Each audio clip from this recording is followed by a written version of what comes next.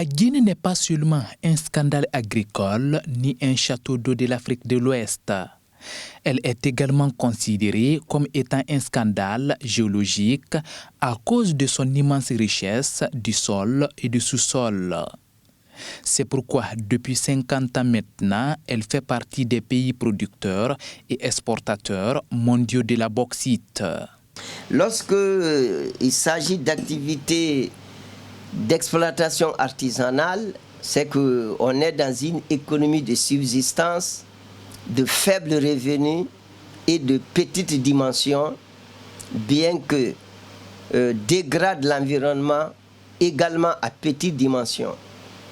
Mais juste une économie de subsistance. C'est pratiqué par des femmes, certains hommes et des jeunes. Mais il y a de l'autre côté l'activité à forte intensité qui est l'activité industrielle.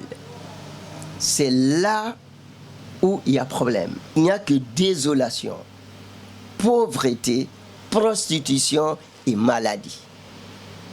Mais partez à Boké, c'est la chimère. Partez à Sangaredi. Aucune société ne respecte le code minier sur le volet de la reconstitution de l'environnement. Le secteur minier souffre. Il souffre jusqu'à présent de sa gestion par son élite.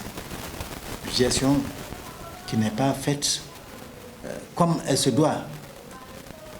C'est-à-dire, nous ne devons pas seulement nous limiter à exporter les matières premières, nous devons chercher à exploiter ces matières premières, les transformer en matières finies pour les vendre, avoir c'est-à-dire pour plus de revenus, pour une plus-value, ce qui n'est pas fait. Selon les économistes et observateurs, le secteur minier guinéen souffre depuis l'indépendance de la corruption et la malgouvernance.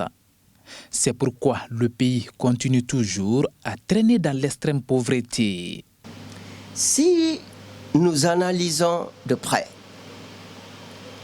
les mines sur le plan industriel contribuent au budget de la Guinée, le budget de l'État, à hauteur de 5% en moyenne, qui est relativement très faible par rapport à la quantité produite et l'impact sur la dégradation de l'environnement.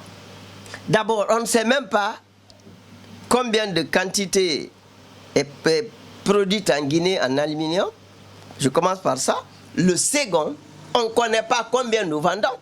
C'est quand le bateau arrive en Chine, c'est à partir de là on va nous dire, bon, s'il vous plaît, voici combien c'est qu'on a prélevé, voici le prix. Ensuite, c'est l'un des secteurs les plus opaques en Guinée. Il n'y a aucune transparence. Quand vous prenez les chiffres donnés par l'ITE, vous partez et comparez à ce qui est dans le budget, vous trouvez des contradictions énormes.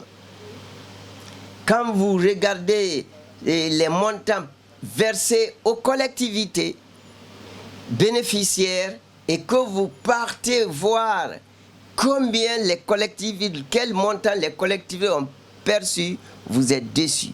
Il y a encore l'inapplication des lois. Il y a beaucoup de sociétés aujourd'hui, de compagnies qui exploitent la bauxite. Alors donc, ça signifie que la quantité de bauxite exportée va de manière exponentielle. Mais les retombées, jusqu'à présent, ne sont pas bien perçues, tant sur la population locale que sur la population en général. Cette opacité dans les passations de marché et la gestion des ressources fait que le pays perd chaque année des centaines de milliards dans l'exportation des minerais. C'est pourquoi beaucoup sollicitent aujourd'hui la construction des unités industrielles pour transformer sur place ces produits, ce qui permettra aux fils et filles du pays d'en profiter. Nous sommes le deuxième pays exportateur derrière l'Australie. Alors, si nous réussissons à transformer la bauxite chez nous ici en alumine, et pourquoi pas un jour en aluminium, eh bien nous sortirons effectivement de cette pauvreté extrême dont souffre la Guinée. Les autorités décident, actuellement, à partir de maintenant, l'exploitation de la bauxite guinéenne se fera en Guinée. L'entreprise qui est prête à le faire, on travaille avec. Celle qui n'est pas prête, elle n'est pas obligée, elle n'a qu'à rentrer. Où est le problème?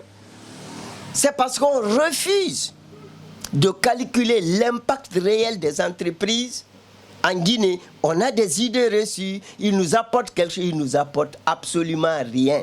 Malgré toutes ces richesses du sol et du sous-sol, la Guinée ressemble toujours à un mendiant assis sur un lingot d'or en train de quémander les passants.